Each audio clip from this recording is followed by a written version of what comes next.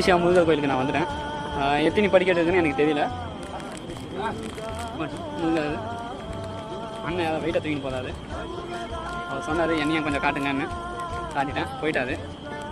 So இந்த படிக்கட்டு ஏறினதுக்கப்புறம் முருகர் சிலை வெள்ளியில் வச்ச போல் சூப்பராக இருக்காது. அதை தாண்டி இன்னும் கொஞ்சம் இதே போல் படிக்கட்டு இருக்கும். அதையும் தாண்டி மேலே போனால் வெள்ளை உருவத்தில் செம்மையாக இருக்காது.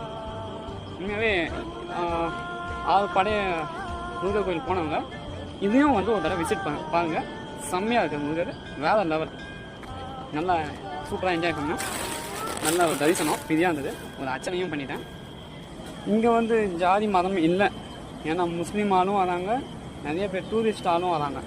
ஸோ இது வந்து இந்துக்கள் மட்டும்தான் வரணும் அப்படிலாம் இல்லை, முஸ்லீம் ஆளும் இங்கே வந்து விசிட் பார்த்துட்டு போகிறாங்க.